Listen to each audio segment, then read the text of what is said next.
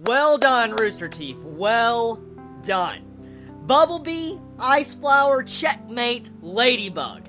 Those team formations are fucking ridiculous, funny, and you gotta love how RWBY said those entire names and titles every time she pulled off a combination with one of her teammates.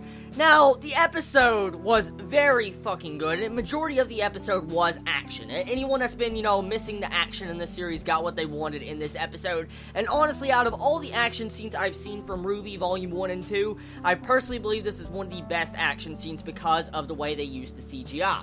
Now, I will say this right now, the CGI was getting better and better as this episode dragged on. I mean, at first, I noticed a little bit of clipping with the CGI, but after the clipping, like right at the first half, you got into the action part, oh my god, when you see RWBY, you see Yang, Blake, you freaking see Weiss all attacking, doing a combination against that freaking mech of Torchwick was using, that was freaking awesome. It was really badass, and I love the way they show every single individual character's different abilities. Like, we get to see how, the checkmate move, where you see RWBY and you see Weiss use their move together. That was really badass. And then you saw, like, a Super Saiyan Yang pop out of nowhere and goes freaking red eyes instead of blue eyes like a Super Saiyan. She goes red eyes. You see her hair glowing like fucking Super Saiyan, and she beats the shit out of that freaking mech. Oh my god.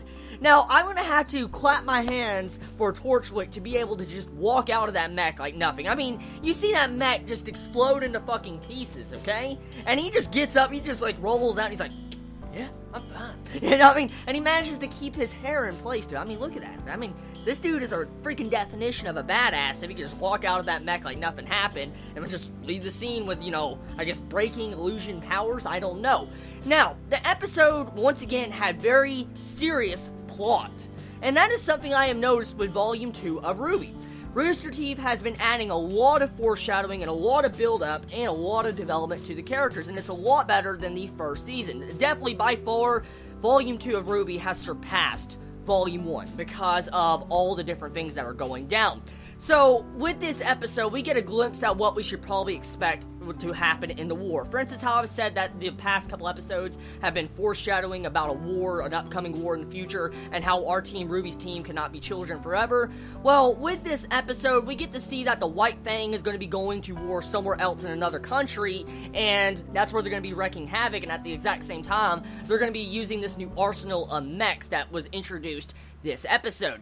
Now, I forget the exact name of the mech in Halo 4, I forget the mech name, but that mech, Mantis, that's it, Mantis. The Mantis in Halo 4.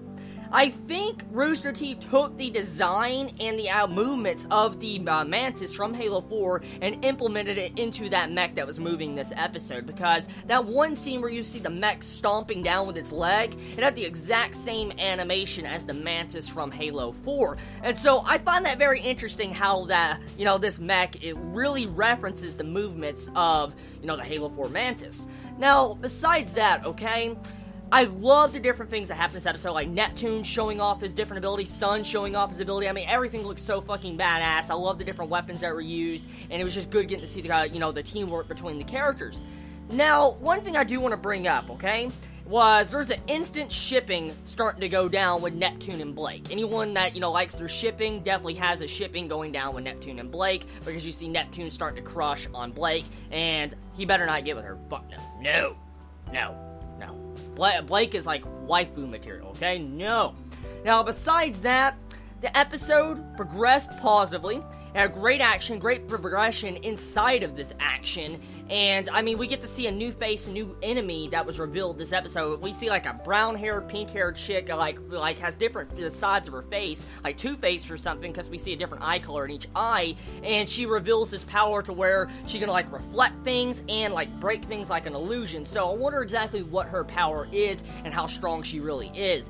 But besides that episode, I have enjoyed it. It was a really enjoyable episode. It didn't feel like it was 12 to 13 minutes long. It felt like it was less than 3 minutes because I was really entertained. Now, I want to do a shout-out. That shout-out to that freaking shopkeeper. That shopkeeper is everywhere. The jewelry place where the freaking dust is, and now he's here serving freaking ramen noodles. I mean, like, does this dude own every fucking store, or is Rooster Teeth being lazy with that shopkeeper? I mean, I don't know. I don't know. But whatever it is, I feel like the episode is enjoyable for anybody that's a fan of RWBY, and it was great. So tell me your thoughts in the comments below. I love all of you so much. You have a wonderful day or night wherever you live. Please be safe. Chibi out.